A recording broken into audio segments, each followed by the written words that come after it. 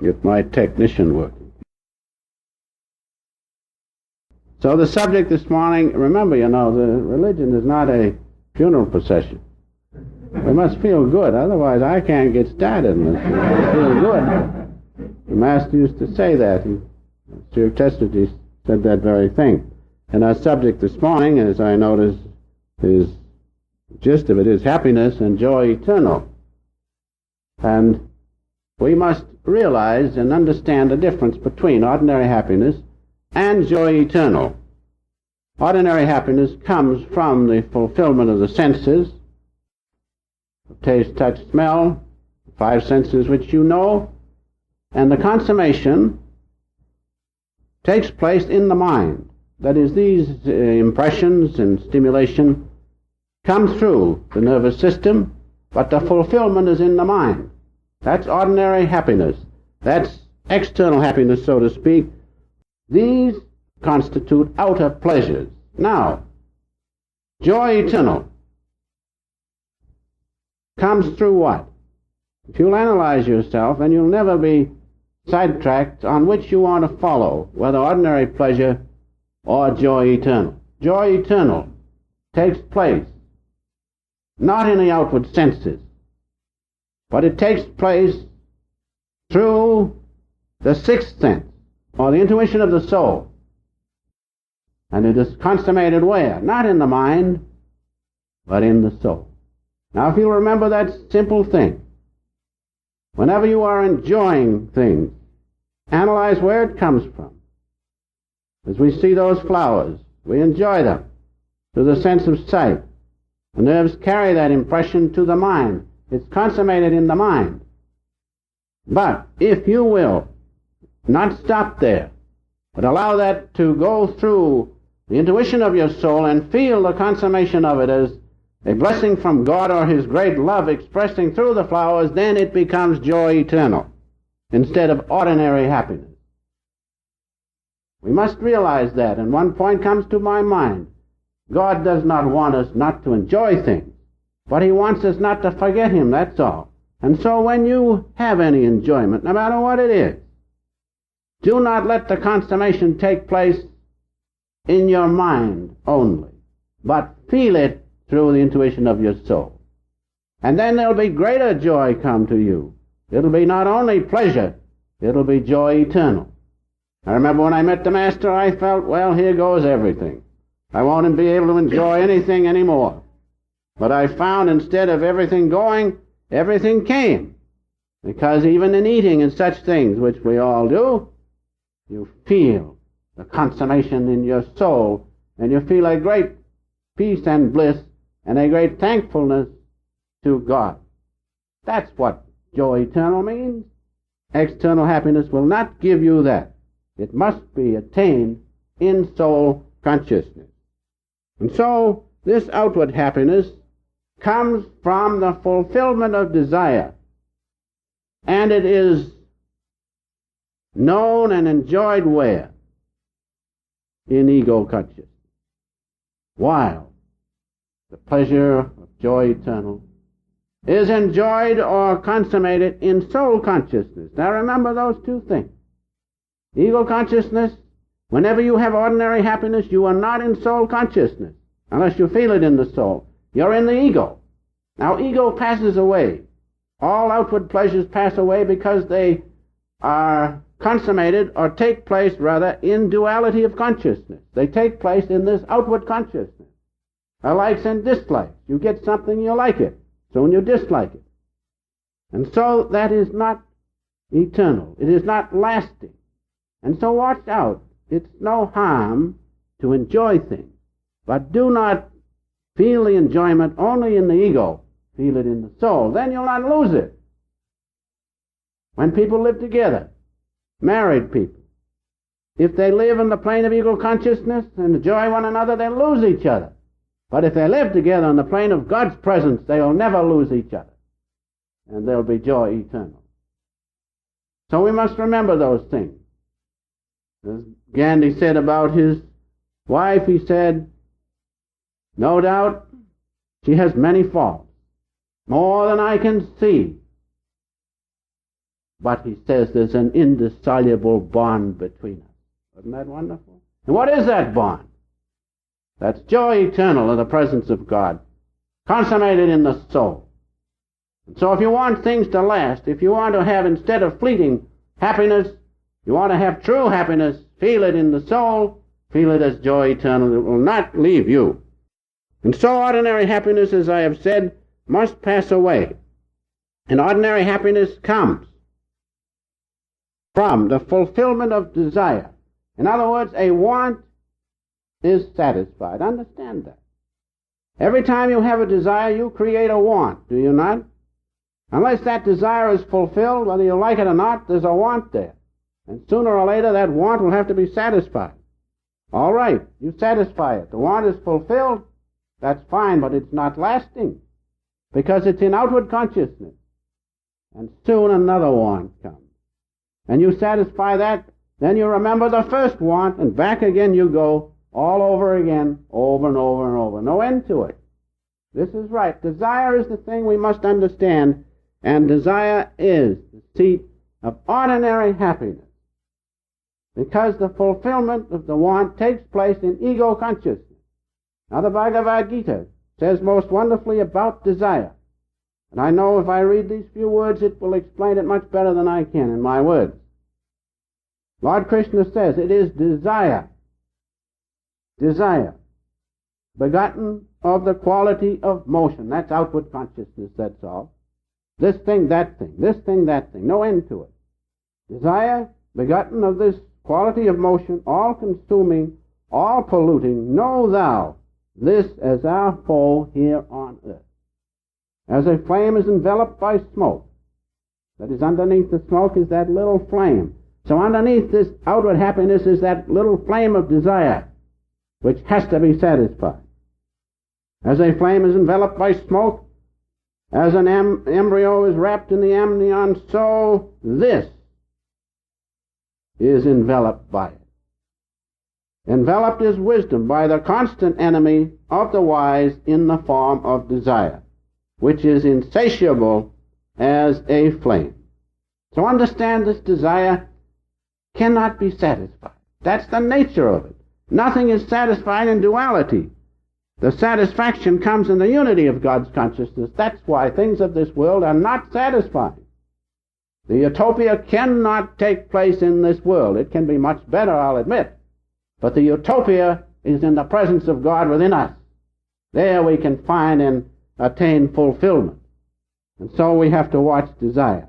He who followeth the promptings of desire attaineth not to perfection, nor happiness, nor to the highest goal. You can be quite happy in this world, but watch out. It goes away. But in God you cannot exhaust it. Joy eternal cannot be exhausted. It is not found in outward ego consciousness. It is found in soul consciousness. And so man is both human and divine. That's why we have to satisfy the soul consciousness within us. The human aspect of us is ego consciousness, subject of all our thoughts and desires, and all our satisfaction of all these senses is ego consciousness. That's the human aspect. The divine aspect is the soul within us. Eternal spirit. We satisfy the ego consciousness. Sometimes we fail to satisfy that which is lasting. Soul consciousness within us. So let us remember, meditation is an absolute must to any intelligent being, unless he wants to end this existence with zero. God alone is what we need. Ordinary happiness, as I have said, is in ego consciousness. Joy eternal is realized in the inner or soul consciousness. Now, why is it? Why is it that man follows these outward things, the fulfillment of desire? Why is it? There's a reason for it. It is because he is born into delusion. He is born into Maya, as the Bhagavad Gita says. All men walk the earth wholly deluded. No wonder we fall, so to speak, for the call of the senses, that's natural. But that doesn't mean we have to stay there. Shortly after that in the Gita it says, get out of my delusion, Arjuna. Get out of it. Know the presence of God within you. And so Maya is the thing. Maya is that which makes it easy for men to follow outward things. And following them, they cannot satisfy themselves. You read the newspapers, you find that out. They cannot satisfy themselves because the fulfillment is not in outward consciousness. So they go on, and the delusion deepens and deepens until finally they reach a point when they realize they need one thing, and that's God. Then they wake up. The wise do not necessarily reach that point in that way. They understand it, they realize it, but they reach it through the wisdom of the soul. They do not wait until they're down and out, so to speak, but they find God through the wisdom of the soul. So, this delusion is something which we must understand. In this delusion, things are not as they seem. Things are not as they seem in this outward consciousness. You feel, well, if I get this, I'll be thoroughly satisfied, and you wake up that you will not be satisfied. And you follow this, you try to do right even in this outward consciousness, and you find that sometimes, in spite of all the right you want to do, you're in the middle, as they say. Because things in this outward consciousness are not as they seem. There is much misconception, much misunderstanding in this outward existence, as you all know. I don't have to tell you that. Anybody that's lived a little bit knows. There is no real fulfillment in this outward consciousness. That's why we're here this morning. We're here to find fulfillment in the presence of God. There's no fulfillment in outward consciousness. Much misunderstanding. And so, that brings a little story to my mind, which shows the delusion, shows the misunderstanding. Willie said to his mother, he says, Mom, is Pop going to heaven? She says, Willie, she says, why do you ask such an absurd question? Now think it over. Was Pop going to heaven or not? Or was he going to the other place? Why do you ask such an absurd question? You'll catch it after a while. I imagine most of you are English here this morning. But there's much misunderstanding, as you will see by that simple story. Also, another little story that's very much to the point about this getting in the middle. It seems as if I'm always in the middle. I guess everybody gets there just the same. So this pastor down in the mountainous country, down south, not in Texas, but down that way somewhere. And he had a mule.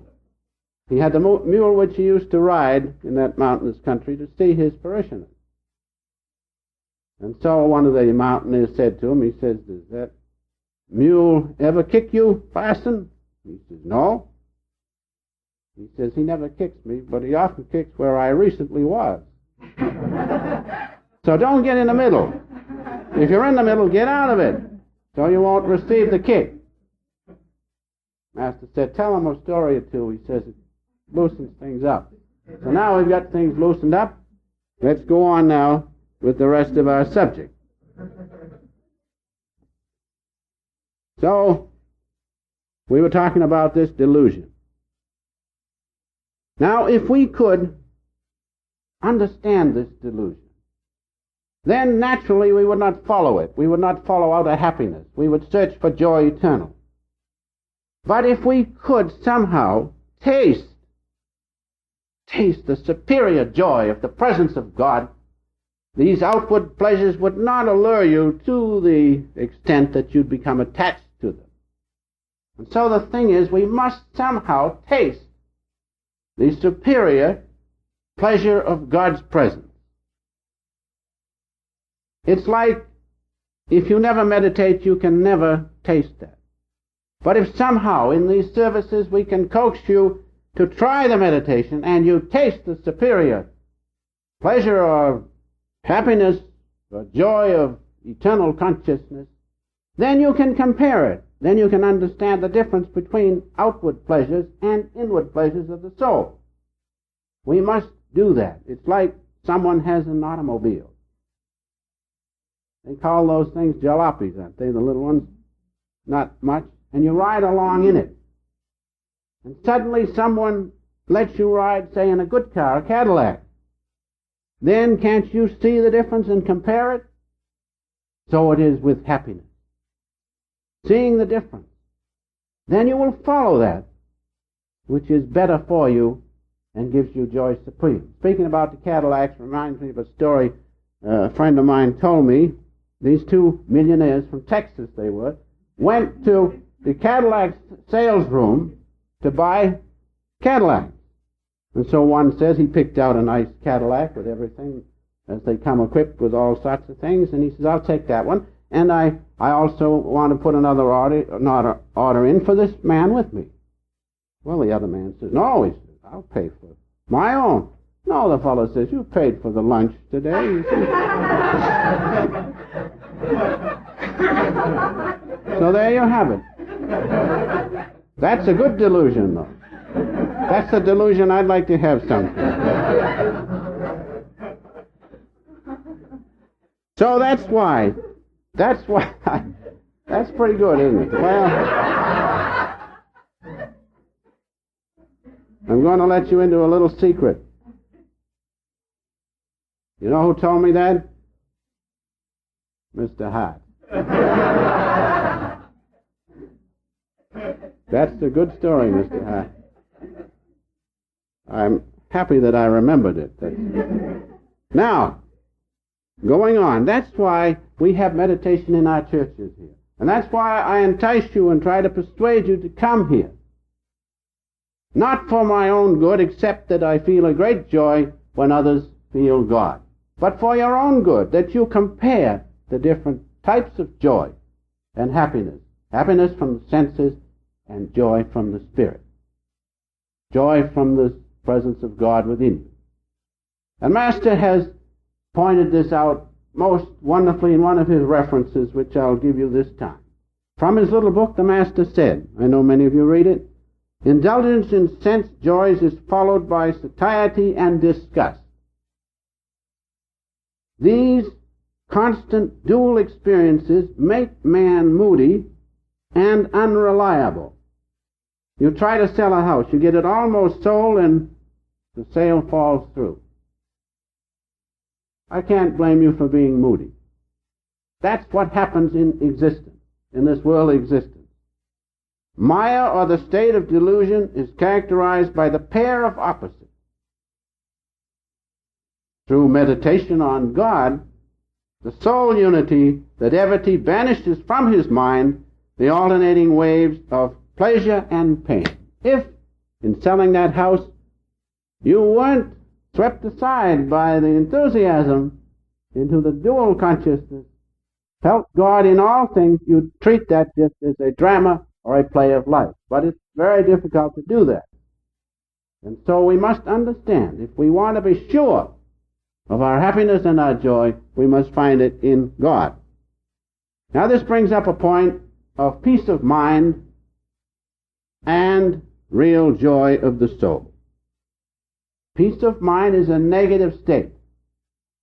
Peace of mind is a negative state. Joy of the soul is a positive state. Peace of mind comes when you attain freedom from the turmoil of a racing, uncontrolled mind. You have a certain peace of mind. You feel a great relief. But that will not satisfy you until you follow it up with the positive state of the joy of spirit. There's quite a difference there. When your mind carries you here and there and you cannot control it and things go wrong, you're in a turmoil. As Jesus said, in this world you will have that. But then he said, be of good cheer, I have overcome the world. And so you must follow that peace of mind by the positive state of the joy of God's presence, and feeling that. No state will equal it. Nothing can touch it when God's love is felt. It far surpasses ordinary peace of mind. Peace of mind is cessation of the racing thoughts. But God is above thought, as I said this morning. And when you're above thought, push on, don't stop there. Push on and get the positive thing, the joy of God's presence. So peace of mind is one thing. That's not the end. You will not be satisfied because that'll pass away. Peace of mind. Mind is not the lasting thing. Soul consciousness is the lasting thing. So peace of mind will pass away, but the soul consciousness will not, because that's God himself. That's the unity of God's presence. And therefore, joy, eternal bliss of the soul, does not depend on outward consciousness or the stimulation of outward things. It is naturally inherent within us. It's there in a natural way. Exuberance is there. You take young people. They are right over, so to speak, from being with God. And they're filled with enthusiasm and joy. Why? Because the natural state of the soul is there. But later on, as they get involved in this outward living, then they find difficulty. But the joy of the soul is natural. You do not have to get it, it's there. You have to undo the things, so to speak, which are preventing you from feeling the natural state of the joy of the soul. It is naturally with us. That's God's gift to us. It is spontaneous. It is our heritage. And those who by yoga will rise above this dual consciousness in which ordinary happiness exists, they will find, the minute they do that, if you don't stop, that the natural joy of the soul will spontaneously bubble forth, and then you'll realize the superior joy of being one with the infinite Father within you. We have the ways and the means to do it. Master has left this, or God, I should say, has sent us this channel. A true channel of God is none other than himself. The Master, Jesus, the great ones, are none other than great channels of God's light. And those who follow them, as they had the light, as they had the superior joy of the soul, so will the disciples have that. Let us realize that one thing. And so, Master's definition of self-realization perhaps would be good at this time. It shows that we have that superior joy of the soul naturally. We just have to uncover it, so to speak. And so, this is what we read. Self-realization is the knowing on all levels of our being, body, mind, and soul, that we are now in the possession of divinity, and that we are not merely near God at all times, but that his omnipresence is our omnipresence. We do not have to get something. God is our own consciousness, our own joy which we feel, and that love which you feel for one another is God. We do not have to find it. We have to, just as the Master says, going on, and that he is just as much our essential life now as he ever will be. All we have to do is to improve our knowing. Now, if you want to know the superior joy of the soul, improve your knowing of God within you. Do not stop with the fulfillment of senses, but keep on until, through the grace of God, you feel your oneness with him. Then you will know he is never apart from you. You and he are one. And that's true. Your consciousness is God's consciousness. The love which you feel in your heart is God's love. But through delusion we separate it. The greatest sin is to be separated from God. That's the original sin. We have to undo that. How? By following yoga, by following the Master's teachings, because he had that. He was one with the infinite. Then, having that, we can shout for joy with the psalmist, as we read in our own scriptures. The 5th Psalm, the 11th verse. But let all those that put their trust in thee rejoice. Let them shout, ever shout for joy, because thou defendest them. Let them also that love thy name be joyful unto thee. And so, there we have. Key, know God. He is there. You don't have to find him. All you have to do, as Master says, increase your knowing. How? By following one who had that. Who had it? The Master had it. It's in his teachings. Follow, and you too will know. Now, this is nearing Abraham Lincoln's birthday. We always say a word or two about him. He was a man, even though he had many responsibilities, troubles, as you know, he had humor. He had humor. And so we, in all our troubles, must have that exuberance of the presence of God and realize our Master's words that life, religion, is not a funeral procession. And so Abraham Lincoln was like that. He was also a man of great faith, which is attested to by his humbleness. And one of the greatest things he said in one of his speeches, he says, "Never mind me. Forget about me. I am nothing," he said, "but do not forget the freedom set forth in the Declaration of Independence. And it is because of that freedom set forth and inculcated in this country that you and I can meet in this place in peace and in calmness and quietude and endeavor to find that freedom which excels all political freedom, and that comes by communion, the one eternal Father, in friendship and in love."